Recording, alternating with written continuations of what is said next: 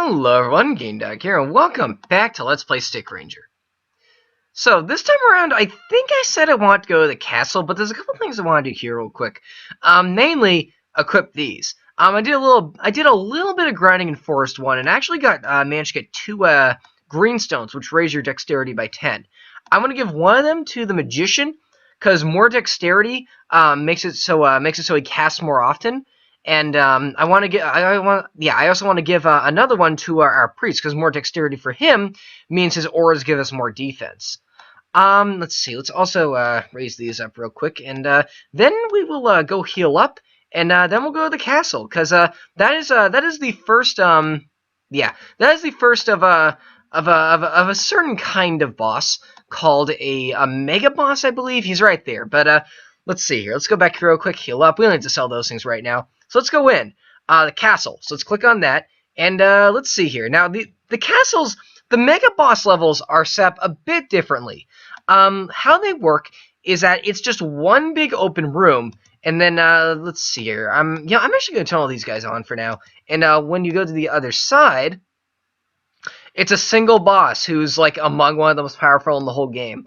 Now this guy right here, I'm actually going to do the strategy I use for a lot of guys, for a lot of battles here, and I'm gonna see how well these guys can take care of this guy on his own, and then when both of them eventually die, I'm going to have the magician kind of take him on solo, because that's a very good strategy in my opinion. I may need to switch back to the let's actually do this, play around with him a little bit.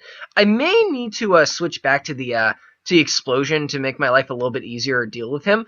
What I could try doing, though, let me actually try this real quick. I'm not sure if this works as well as I think it will. I know this works with some bosses. Go immediately under him. Oh, that didn't work out. Well, my strategy is like go immediately under him and then he'll like drop the thing or something. But regardless, let's switch back to the explosion. I really should have upgraded the explosion at some point. This is a really kind of a bad idea, but nah, it may take a while, but it is like the safest way to do this. So we'll try and make this work anyway. So moving on here. Now, okay. A mega boss is, I want to say that's what these things are called. Yeah, we've shown off a mega boss now. This is a mega boss, and there are a few of these throughout the game. These I like to consider sort of milestones for the game. You know how like a lot of games have like worlds. Like Mario games, they have like World 1, World 2. Well, what we've done up to this point, I like to consider World 1. In this, the castle would be like the 1-4 of that world. That's kind of what I see the mega bosses as, and there's a few of these throughout the game. I've currently the last time I've played, the last time I've played, there were 3 in the game. There's this, there's like 3 obviously, and the second one is actually, in my opinion, the hardest boss in the whole game. That's not going to be for a while, though, but honestly, we'll get to him when we get to him. Let's see. Oh, my goodness. I really should have gotten a better weapon for this. Maybe like the Thunder or something. Or, oh, my goodness. Yeah, maybe like the Thunder 1 or something. Like, that's a really good weapon for this point in the game. It's basically like the explosion, but it hits 3 times instead. And that would feasibly speed things up a little bit. Let's see here. Moving on here. I'm going to drag all these guys over here for the for that reason I stayed beforehand. Now, okay. I also want to point something else out while we're just like dragging this guy back and forth here, and that is I'm actually recording these in sort of a backlog, and the reason why is because, well, it's going to be around crunch time it's going to be around crunch time where I'm going to school right now, because oh my goodness, if you guys want to test me as to how long it's been since I've recorded this game, or not since like the last episode, but since like the last LP, the first LP I did of this game I did back in high school. I'm in college now. Like it's been quite, and that was like freshman year as well, so it's been quite a while. Yeah, I don't know. Maybe this could be like one of those games I like Let's Play every 2 years or something. I can totally see that being the case. I mean, like Ultra J-Man has like Deadly Premonition. I could probably think of another few examples, but I don't know. It's like that kind of thing. Oh, I got one. Some Call Me Johnny does Sonic 06. Usually not willingly. I mean, it's usually for not willingly, but I don't know. He doesn't like the game, but he sure does LP it a lot. Like I think he's done it for like charities and things like that, just because the game is just that fun to watch, and like something crazy happens every time you play it because that game's super buggy and things like that. This game is not buggy, though I have admittedly seen glitches before. This is a good game. It's a game I like quite a bit, as I've probably expressed several times by now. Like, I don't know, maybe this could be like how I'm still known for Stick Ranger, because I still do like this game quite a bit. And I do really like being sort of like the guy who does like the Stick Ranger content on YouTube, because I really don't know that many people who do like weekly or like semi-daily updates of this game on a regular basis. I don't know. Let's see here. We should be almost done here. We've actually, oh my goodness, I really, really, really should have gotten a better weapon for this. But regardless, we'll try to make this work anyway. We're doing actually pretty well so far. Once again, I hope you guys get used to this, because this is kind of what some bosses do amount to after a while. I could feasibly revive him and then have him start dealing damage to these enemies. Let's see here.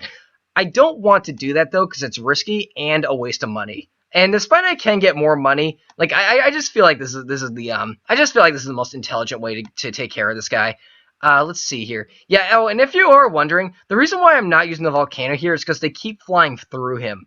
I really like using the volcano on stationary enemies. Aside from that, though, it's really not that good against like enemies that are always moving or like enemies that are flying. Like the volcano is almost useless against enemies that's flying, because it hits them like once as the ball flies over, but like they're never really like that low to the ground unless they're like dragons, and even then, I don't know. Well, we're doing pretty well so far. This guy's actually almost dead. Let's see here. Oh, okay. I think it's pretty obvious, but I don't mind getting hit by the boulders, even though they do hit you like twice. It's the like little arrows he shoots downwards, which are the real killers. They do like 30 damage each, which is pretty crazy at this point in the game. I mean, you kind of saw how fast it killed my other rangers. Let's see here. This guy's gonna dance back and forth here. Every single time I look at this health bar, it seems to be going down a little bit, which is very nice. I mean, it's nice to be making progress on a boss this tedious. Oh my goodness. Wait till we get to the next mega boss. Like, honestly, hardest boss in the game right there, and I honestly am not looking forward to that.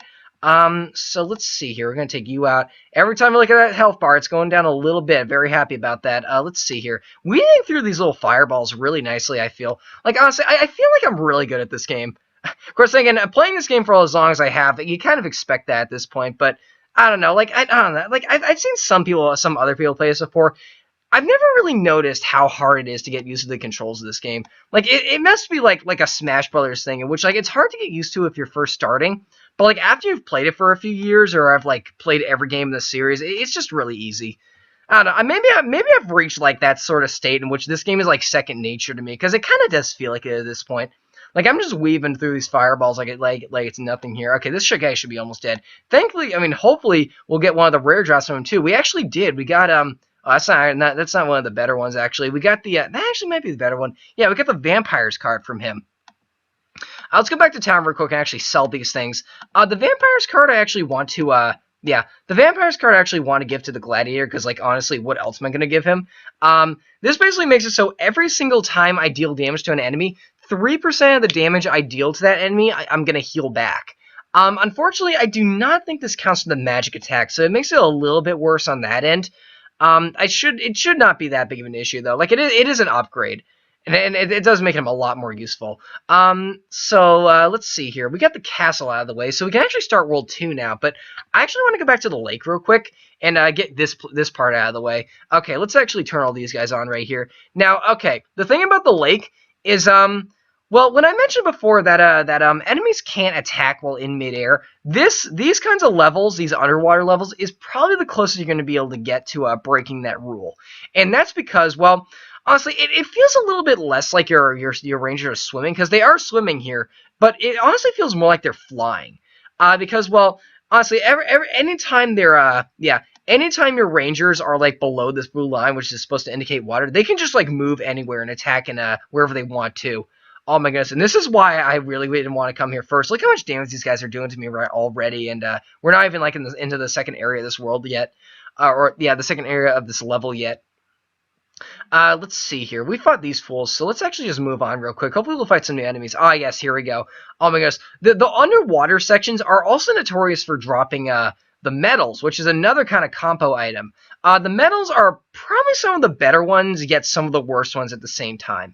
You know those items in like some RPGs that lower your stats or like don't give you any stat buffs whatsoever. However, they dramatically increase the chances of like enemies dropping items. That's what they do. The medals increase your chances of getting items to drop. They increase the amount of gold you get. They can also increase the amount of onagiris that drop. And I think the most gimmicky ones, but the ones I like the most, the ones that increase the amount of experience you get. There are just some that make it so like you get 10% more experience from every enemy, which is amazing if you can get it early because it makes grinding so much easier. As it usually does in those kinds of games. So let's actually take these. We've actually fought these fools. Let's move on here. I want to say we fought every enemy in this floor, on this level. I actually want to fight these guys though, because I think these like tannish fish can actually drop the gold, the bronze medal, which is my favorite of the four, mind you. Let's see here. Hopefully we can actually get that to drop here. I'm not holding my breath though.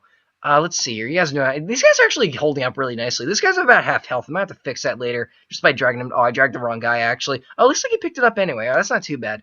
Okay. There we go. Now they're in good health here. Let's see. I don't know how my range fighters take. Yeah, I really don't know how my range fighters are taking damage, but they are, and I don't really approve of it. But we'll try to make it work anyway.